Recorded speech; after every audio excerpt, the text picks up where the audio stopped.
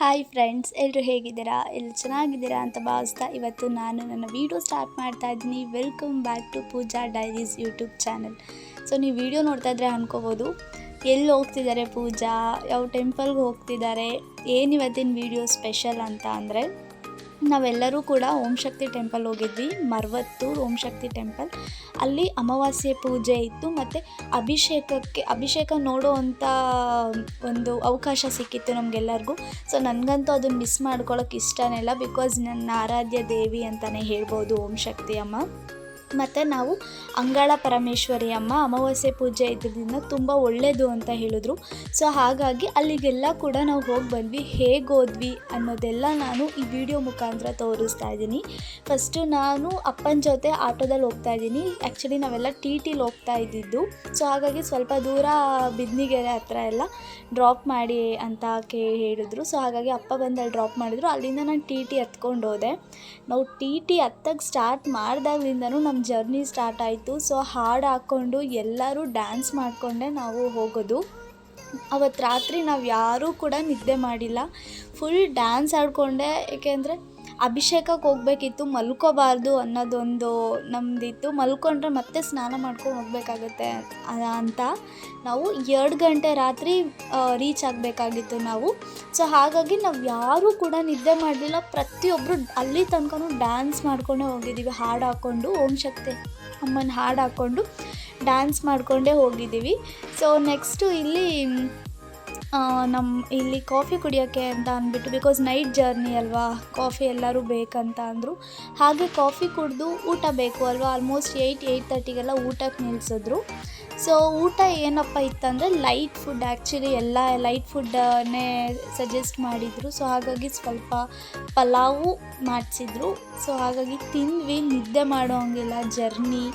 So ಹಾಗಾಗಿ ಎಲ್ಲರೂ ಪಲಾವ್ ತಿಂದ್ಕೊಂಡು ಮತ್ತೆ ನಮ್ಮ ಜರ್ನಿ ಸ್ಟಾರ್ಟ್ ಆಯಿತು. ನಿಜ ಇವಾಗ ಎಷ್ಟು ಮಜಾ ಮಾಡಿದ್ವಿ ಅಂದರೆ, ಎಲ್ಲ ದೇವ್ರ ಸಾಂಗ್ ಹಾಕ್ಕೊಳ್ಳೋದು, ಡ್ಯಾನ್ಸ್ ಮಾಡೋದು, ದೇವ್ರ ಸಾಂಗ್ ಹಾಕ್ಕೊಳ್ಳೋದು. ಇವನ್ ಆಂಟಿ ಅಜ್ಜಿದಿರು ಪ್ರತಿಯೊಬ್ಬರು ಕೂಡ ಬೇವಿನ ಸೊಪ್ಪು ಹಿಡ್ಕೊಂಡು ಡ್ಯಾನ್ಸ್ ಮಾಡ್ತೀವಿ. ಅದರಲ್ಲಿ ಎಷ್ಟು ಖುಷಿ ಸಿಗುತ್ತೆ ಅಂದರೆ, ಅಮ್ಮನ ನೋಡಿದಷ್ಟೇ ನಮಗೆ ಖುಷಿ ಆಗೋಗುತ್ತೆ. ನಿಜವಾಗ್ಲೂ ನಿಜ ಅಂದರೆ ನಿಜ ಖುಷಿ ಆಗುತ್ತೆ. ಅಲ್ಲಿ ಅಣ್ಣ ಬೇರೆ ಇದ್ದರು, ಅವರು ಎಲ್ಲ ಕಾಮಿಡಿ ಮಾಡ್ಕೊಂಡು ಡ್ಯಾನ್ಸ್ ಮಾಡಿಕೊಂಡು. ನಾನಂತೂ ಸಿಕ್ಕಾಪಟ್ಟೆ ಡ್ಯಾನ್ಸ್ ಮಾಡಿದೆ ಅವತ್ತು. ಯಾಕೆ ಕೂತಿದ್ಯಾ, ಬಾ ಎದ್ದು ನೀನು ಮಾಡು ಅಂತಾಯಿದ್ರು ನನಗೆ. ಯಾಕೆಂದರೆ ಜರ್ನಿ ಮುಗಿದ ತಕ್ಷಣವೇ ನಾನು ಕೆಲ್ಸಕ್ಕೆ ಹೋಗಬೇಕಿತ್ತು, ನಂಗೆ ಸ್ಟ್ರೇನ್ ಆಗಿಬಿಡುತ್ತೆ ಅನ್ನೋ ಒಂದು ಭಯ ಕೂಡ ಇತ್ತು.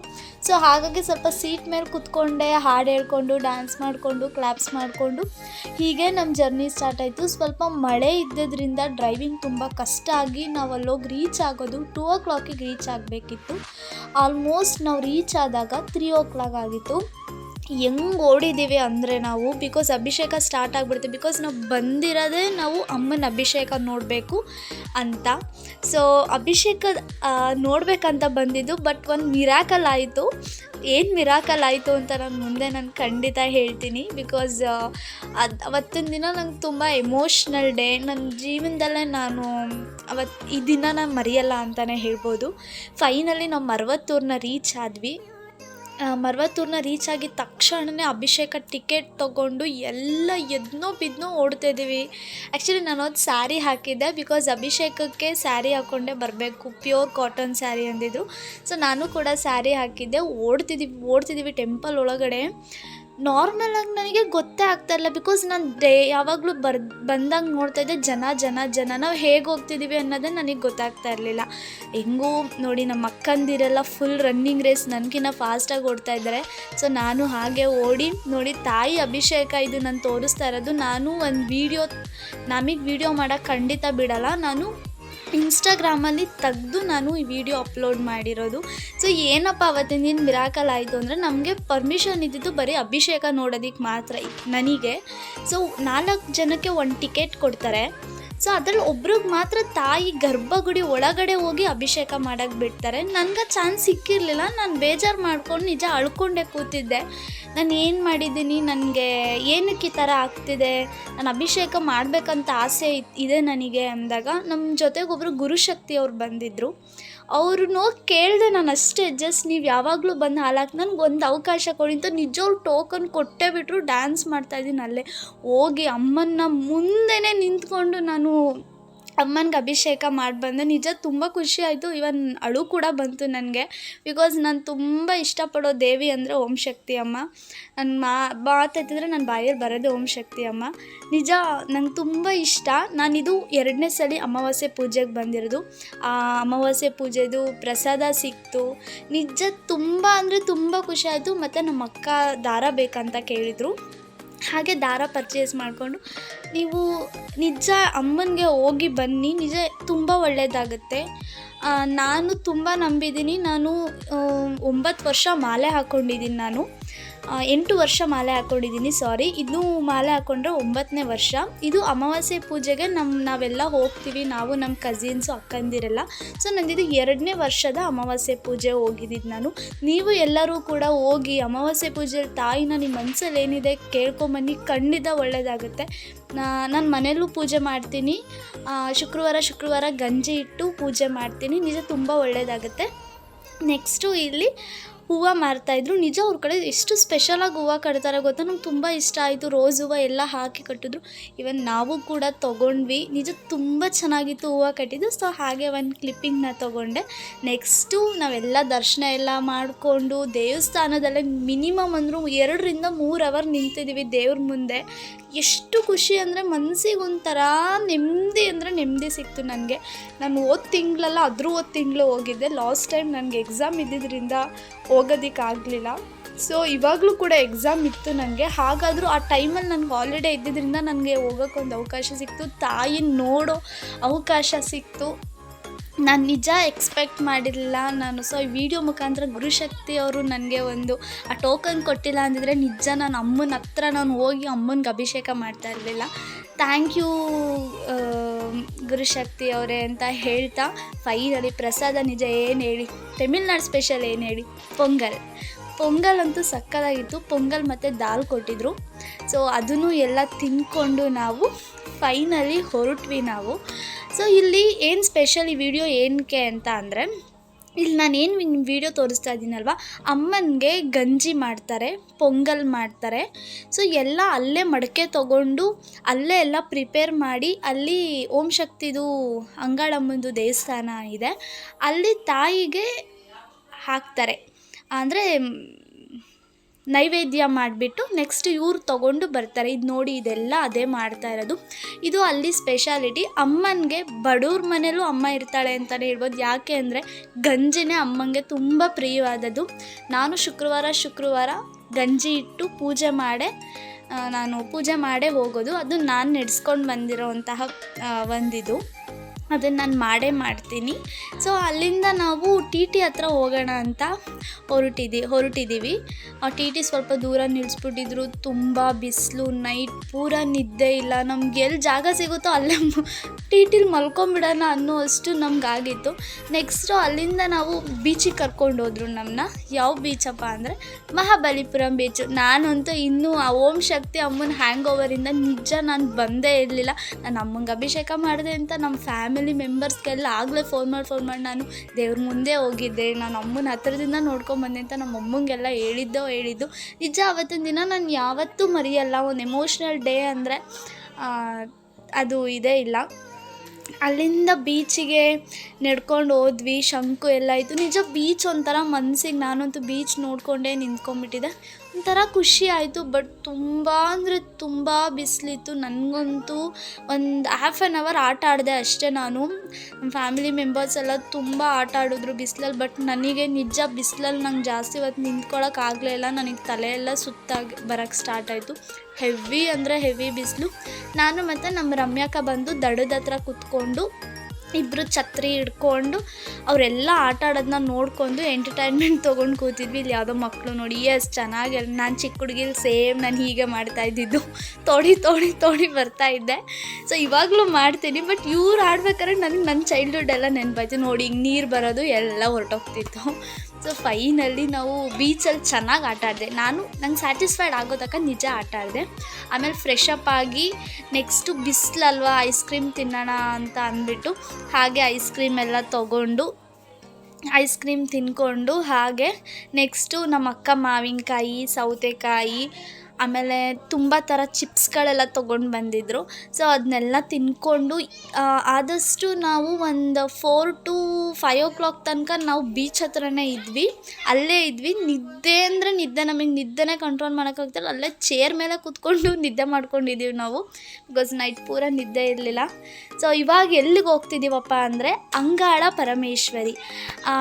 ಏನು ಅಂಗಾಳ ಪರಮೇಶ್ವರಿ ಅಮ್ಮವರ ವಿಶೇಷ ಅಂದರೆ ಅಮಾವಾಸ್ಯೆಯಲ್ಲಿ ಅಲ್ಲಿ ದೊಡ್ಡ ಜಾತ್ರೆನೇ ನಡೆಯುತ್ತೆ. ಅಂಗಾಳ ಪರಮೇಶ್ವರಿ ಅಮ್ಮನ ಏನು ಸ್ಪೆಷಾಲಿಟಿ ಅಂತ ಅಂದರೆ ಈ ದೇವಸ್ಥಾನ ಇರೋದು ಸ್ಮಶಾನದೊಳಗಡೆ. ಓಕೆನಾ. ಇಲ್ಲಿ ಹೋಗ್ತಾ ಒಂದು ವೇ ಕಾಫಿಗೆ ನಿಲ್ಲಿಸಿದ್ರು. ಸೊ ಹಾಗಾಗಿ ಕಾಫಿ ಕುಡ್ಕೊಂಡು ನೆಕ್ಸ್ಟ್ ನಮ್ಮ ಜರ್ನಿ ಸ್ಟಾರ್ಟ್ ಆಯಿತು. ಈ ದೇವಸ್ಥಾನ ಇರೋದೇ ಸ್ಮಶಾನದಲ್ಲಿ. ಅದ್ರ ಪಕ್ಕನೇ ಟೆಂಪಲ್ ಇರೋದು. ನನಗೆ ನಿಜ ಕ್ಯೂರಿಯಾಸಿಟಿ, ನಾನು ಈ ದೇವಸ್ಥಾನಕ್ಕೆ ಯಾವತ್ತೂ ಹೋಗಿರಲಿಲ್ಲ. ತುಂಬ ಪವರ್ಫುಲ್ ದೇವಸ್ಥಾನ ಅಂತ ಹೇಳಿದ್ರು. ಮಿನಿಮಮ್ 5 ಕಿಲೋಮೀಟ್ರ್ ನಡೆದಿದ್ದೀವಿ ನಾವು parking to temple. 5 to 6 kilometers ನಡೆದಿದ್ದೀವಿ. ನಿಜ ನಡೆದಿದ್ದು ಗೊತ್ತಾಗಲಿಲ್ಲ, ಬಟ್ ಹೋಗ್ತಾ ಹೋಗ್ತಾ ನಮಗೆ ರೋಡಲ್ಲಿ ತುಂಬ ಕರಗಗಳು ಸಿಕ್ಕಿದ್ವು. ಅವತ್ತಿನ ದಿನ ನಮಗೆ ದೇವ್ರದ್ದು ಕರಗ ಇತ್ತಂತೆ. ಸೊ ನಾವೇನು ಅಂದ್ಕೊಂಡ್ವಿ ಅಂದರೆ ಚಿನ್ನದ ಉಯ್ಯಾಲೆ ಮೇಲೆ ತಾಯಿನೇ ಬಂದು ನೂಕೋತಾರಂತೆ. ಅಂದರೆ ಒಂದು ಮೆರಗ್ರ ಇರುತ್ತೆ. ಮೆರಗ್ರ ಅಂದರೆ ಉತ್ಸವ ಮೂರ್ತಿ. ತಾನೇ ಜೋಕಾಲಿ ಒಂದೇ ಒಂದು ಸಲ ನೂಕೊಂಡು ನಾನು ಇದ್ದೀನಿ ಅಂತ ಹಿಂದೆ ತಿರುಗಿ ಹೇಳೋಗುತ್ತಂತೆ. ನಾವು ಅದನ್ನು ನೋಡಬೇಕು ಅಂತಲೇ ನಾವು ಬಂದಿದ್ದಿದ್ದು. ಬಟ್ ನಮಗೆ ಅವತ್ತಿನ ದಿನ ಅದಿರಲಿಲ್ಲ, ಕರ್ಗ ಇತ್ತು. ಸೊ ನೋಡ್ತಾ ಇರ್ಬೋದು. ನಾನು ಈ ಥರ ಹೋಗ್ಬೇಕಾದ್ರೆ ನಿಮಗೆ 5 ಕಿಲೋಮೀಟರ್ಸಲ್ಲಿ ಎಷ್ಟು ಕರ್ಗ ಸಿಗುತ್ತೆ ಅಂದರೆ ಅಷ್ಟು ಕರ್ಗ ಸಿಗುತ್ತೆ. ಇದು ದೇವಿದು ಯಾವುದೋ ಪೂಜೆ ಮಾಡ್ತಾಯಿದ್ರು. ಸೊ ಅಲ್ಲಿ ನಮಸ್ಕಾರ ಮಾಡಿಕೊಂಡು ನಾವು ನಡ್ಕೊಂಡು ಹೋದ್ವಿ. ಅದು ಕೂಡ ತುಂಬ ಫಾಸ್ಟಾಗೇ ನಡ್ಕೊಂಡು ಹೋದ್ವಿ. ಈ ದೇವಿದು ಏನು ಸ್ಪೆಷಾಲಿಟಿ ಅಂತ ಅಂದರೆ ಒಂದು ಸ್ಟೋರಿ ಹೇಳ್ತೀನಿ ನಿಮಗೆ, ಶಾರ್ಟ್ ಸ್ಟೋರಿ. ಅಂಗಾಳ ಪರಮೇಶ್ವರಿ ಅಮ್ಮ ಅವರು ಬೆಸ್ತ್ರನ ಮದುವೆ ಆಗಿರೋದಂತೆ. ಅವ್ರ ಗಂಡ ಬೆಸ್ತರು ಅಂತೆ. ಸೊ ಅವರು ಅವಾಗ ಅನ್ನಕ್ಕೆ ಒಂದು ದೊಡ್ಡ ಅಂದರೆ ಅನ್ನ ಹುಟ್ಟಿಸ್ಕೊಂಡು ತಿನ್ನೋದೇ ಒಂದು ದೊಡ್ಡ ಕೆಲಸ ಆಗೋಗಿತ್ತು. ಅಷ್ಟು ಬಡಿಸ್ತಾನ ಹಿಂದೆ. ಅವಾಗ ತಾಯಿ ಏನು ಮಾಡಿದ್ರಂತೆ, ಗಂಡಂಗೆ ಊಟ ಇಕ್ಬಿಟ್ಟು ತಾನು ಹೊಟ್ಟೆ ಹಶ್ವಿಗೆ ನೀರು ಕುಡ್ಕೊಂಡು ಈಚೆ ಬಂದ್ರಂತೆ. ಆವಾಗ ಅವರಿಗೆ ಹಶ್ವು ತಡಿಯೋಕ್ಕಾಗ್ತಾನೇ ಇಲ್ಲ. ಒಂದು ಬಂಡೆ ಮೇಲೆ ಕೂತಿದ್ರಂತೆ. ಯಾರೋ ಹೆಣ ಊತಾಕಿ ಹೋಗಿದ್ರಂತೆ. ಸೊ ಆ ಟೈಮಲ್ಲಿ ತಾಯಿ ಆ ಹೆಣನೇ ಅವ್ರಿಗೆ ಹಸ್ವು ತಡಿಯೋಕ್ಕಾಗ್ದಲೆ ಹೆಣನೇ ಬಗ್ದು ಕಿತ್ಕೊಂಡು ತಿಂದ್ರಂತೆ. ಸೊ ಹಾಗಾಗಿ ಕಿತ್ಕೊಂಡು ತಿಂದ್ಬಿಟ್ಟು ಹಾಗೆ ಮಲಗಿದ್ದಾರೆ ತಾಯಿ. ಅದು ಕೂಡ ಅಲ್ಲಿದೆ. ನಿಜ ನೋಡಿ ನಮಗೆ ಇದೆಲ್ಲ ಸ್ಟೋರಿ ಕೇಳಿ ನಂಗೆ ಆಶ್ಚರ್ಯ ಆಯಿತು. ಅದಕ್ಕೆ ಆ ತಾಯಿನ ಅಂಗಾಳ ಪರಮೇಶ್ವರಿ ಅಂತ ಕರೀತಾರೆ. ಆಮೇಲೆ ಅದಕ್ಕೆ ಹೆಣಗಳನ್ನು ಕಿತ್ತು ತಿಂದೋಳು. ಆಮೇಲೆ ಬೆಸ್ತರು ಅದರಿಂದ ತಾಯಿಗೆ ಕರ್ಮೀನು ಅಂದರೆ ಬಹಳ ಇಷ್ಟ ಅಂತೆ. ತುಂಬ ಅಂದರೆ ತುಂಬ ಇಷ್ಟ ಅಂತೆ ಕರ್ಮೀನು. ನಾವು ಆ ಸ್ಥಾನದಿಂದ ಕರ್ಮೀನು ತೊಗೊಂಡು ಬಂದರೆ ತುಂಬ ಅಂದರೆ ತುಂಬ ಒಳ್ಳೆಯದಂತೆ. ಆಮೇಲೆ ಗುದ್ದಿ ಮಣ್ಣು. ಸೊ ಗುದ್ದಿ ಮಣ್ಣು ಅಂದರೆ ನಾವು ಸ್ಮಶಾನದ ಮೇಲೆ ಹೆಣಗಳನ್ನ ಅಂದರೆ ಹೂತಾಕ್ಬಿಟ್ಟು ಆ ಮಣ್ಣಿರುತ್ತೆ ಅಲ್ವಾ, ಆ ಮಣ್ಣು ಕರ್ಮೀನು ನಾವು ಮನೆಗೆ ತೊಗೊಂಡು ಬಂದರೆ ತಾಯಿ ನಮ್ಮ ಜೊತೆನೇ ಬಂದು ನಮ್ಮ ಮನೆ ಉದ್ಧಾರ ಮಾಡ್ತಾಳೆ ಅನ್ನೋದೊಂದು ಅಲ್ಲಿ ಒಂದು ಹಿಂದೆಯಿಂದ ನಡ್ಕೊಂಡು ಬಂದಿರುವಂತಹ ಪದ್ಧತಿ. ಸೊ ಈಗ ನಾನು ವಿಡಿಯೋ ತೋರಿಸ್ತಾ ಇದ್ದೀನಿ ನಿಮಗೆ. ಇದೇ ಅಂಗಾಳ ಪರಮೇಶ್ವರಿ ಅಮ್ಮನ ಉತ್ಸವ ಮೂರ್ತಿ. ನಾನು ಆದಷ್ಟು ತುಂಬ ಅಂದರೆ ತುಂಬ ಜನ ರಶ್ ಇದ್ದರು. ನೀವು ನೋಡ್ತಾ ಇರ್ಬೋದು ಎಷ್ಟು ಜನ ಇದ್ದಾರೆ ಅಂತ. ನಾನು ಅದರಲ್ಲೂ ಕೂಡ ನಿಮ್ಗೆಲ್ಲರಿಗೂ ಅಮ್ಮನ ತೋರಿಸ್ಬೇಕಂತ ಆದಷ್ಟು ವಿಡಿಯೋ ಮಾಡೋಕ್ಕೆ ಟ್ರೈ ಮಾಡಿದ್ದೀನಿ. ಬಟ್ ವಿಡಿಯೋ ಅಷ್ಟು ನೀಟಾಗಿ ಬಂದಿಲ್ಲ. ಬಟ್ ಸಾರಿ ಅದಕ್ಕೆ. ತುಂಬ ಅಂದರೆ ತುಂಬ ಜನ ಇದ್ದಿದ್ದರಿಂದ ನನ್ನ ಕೈಯಲ್ಲಿ ಇಷ್ಟೇ ವಿಡಿಯೋ ಮಾಡೋಕ್ಕಾಗಿದ್ದು. ಇದ್ರ ಮುಂದೆ ಇನ್ನೊಂದು ಅಂಗಾಳ ಪರಮೇಶ್ವರಿ ಅಮ್ಮ ಇದ್ದಾರೆ. ನಿಜ ತುಂಬ ಅಂದರೆ ತುಂಬ ಪವರ್ಫುಲ್ ದೇವರು. ನಾನು ದೇವ್ರನ್ನ ತುಂಬ ನಂಬ್ತೀನಿ. ಮತ್ತು ಇಲ್ಲಿ ಪ್ರತಿ ಅಮಾವಾಸ್ಯೆನೂ ಜನ ಇದೇ ಥರ ಸೇರ್ತಾರೆ ಅಂದರೆ ನೀವೇ ಊಹೆ ಮಾಡಿ ಅಮ್ಮನ ಪವರ್ ಎಷ್ಟು ಇರಬಹುದು ಅಂತ. ಪ್ರತಿ ಅಮಾವಾಸ್ಯೆಯಲ್ಲೂ ಇದೇ ಥರ ಜನ ಇರುತ್ತಂತೆ. ನಿಜ ಜನ ನಾನು ಎಲ್ಲೂ ಇಷ್ಟು ಜನ ನನ್ನ ಲೈಫಲ್ಲೇ ನಾನು ನೋಡಿರಲಿಲ್ಲ. ಸೊ ಕರ್ಮೀನು ತೊಗೊಂಡು ಹೋಗಲೇಬೇಕಲ್ವ. ಸೊ ಹಾಗಾಗಿ ಕರ್ಮೀನು ತೊಗೊಂಡು ಎಲ್ಲ ಹೊರಡ್ತಾ ಇದ್ದೀವಿ. ನಿಜ ಕರ್ಮೀನು ಎಲ್ಲಿ ನೋಡಿ ಫಿಶ್ಶು. ಸೊ ಆಮೇಲೆ ಇಲ್ಲಿ ಬಿರಿಯಾನಿ ಮಾಡಿಸಿದ್ರು. ಅಂಗಳ ಪರಮೇಶ್ವರಿಗೆ ಬಂದಮೇಲೆ ನಾನ್ ವೆಜ್ ತಿಂದಲೇ ಹೋಗಲೇಬಾರ್ದಂತೆ. ನಿಜ, ನಾವತ್ತು ಮಂಗಳವಾರ ನಾನು ನಾನ್ ವೆಜ್ ತಿನ್ನಲ್ಲ. ಸೊ ಹಾಗಾಗಿ ನಾನು ತಿನ್ನಲ್ಲ ಅಮ್ಮ, ನಾನು ಮಂಗಳವಾರ ಯಾವತ್ತೂ ತಿಂದಿಲ್ಲ ಅಂತ ಅಮ್ಮನ ಕೇಳಿಕೊಂಡು ಇನ್ನೊಂದೇನಂತ ಅಂದರೆ ಮಲೈನೂರಿಗೆ ಬಂದಮೇಲೆ ಏನದು ಸಮಥಿಂಗ್ ಏನೋ ಹೇಳಿದ್ರು ಅವರು, ನನಗೆ ಬರ್ತಿಲ್ಲ. ಮಲೈನೂರಿಗೆ ಬಂದರೆ ಮೀನು ಸ್ಮೆಲ್ಲಾದರೂ ತೊಗೋಬೇಕಂತೆ. ಸೊ ಅದು ಆ ಜಾಗದ ಪದ್ಧತಿ ಅಂದರು. ನಾವು ಮೀನು ಸ್ಮೆಲ್ಲೆಲ್ಲ ತೊಗೊಂಡಿದ್ದೀವಿ ಶಕ್ತಿ ಅವರೇ, ನನಗೆ ಕೈಯಲ್ಲಿ ಆಗಲ್ಲ, ನಾನು ಮಂಗಳವಾರ ತಿನ್ನಲ್ಲ ಅಂತ ಹೇಳ್ಬಿಟ್ಟು ನಾವು ಚಪಾತಿ ಪರೋಟ ತಿಂದ್ವಿ. ಈ ರೀತಿ ನಮ್ಮ ಜರ್ನಿ ಆಗಿತ್ತು.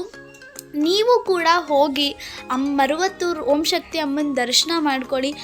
ಅಲ್ಲೇ ಹೋಗ್ಬೇಕಂತ ಏನಿಲ್ಲ, ನಿಮ್ಮ ಮನೆ ದೇವ್ರ ಮನೇಲೇ ಕೂತ್ಕೊಂಡು ಓಂ ಶಕ್ತಿ ಅಮ್ಮನ ನೆನೆಸ್ಕೊಳ್ಳಿ. ಆ ತಾಯಿ ನಿಜ ಖಂಡಿತ ನಿಮ್ಗೆ ಒಳ್ಳೇದು ಮಾಡ್ತಾಳೆ. ಎಲ್ಲರಿಗೂ ಒಳ್ಳೇದಾಗಲಿ ಅಂತ ಹೇಳ್ತಾ ಇವತ್ತು ನಾನು ವಿಡಿಯೋನ ಎಂಡ್ ಮಾಡ್ತಾಯಿದ್ದೀನಿ. ಪ್ಲೀಸ್ ನನ್ನ ಚಾನಲ್ನ ಸಬ್ಸ್ಕ್ರೈಬ್ ಮಾಡಿಕೊಂಡು ವಿಡಿಯೋ ನೋಡಿ. ಇನ್ನೂ ಹೊಸ ಥರ ವಿಡಿಯೋನ ನಾನು ತೊಗೊಂಡು ನಿಮ್ಮ ಮುಂದೆ ಬರ್ತೀನಿ. ಓಂ ಶಕ್ತಿ ಅಮ್ಮ ಎಲ್ಲರಿಗೂ ಒಳ್ಳೇದು ಮಾಡಲಿ. Thank you so much.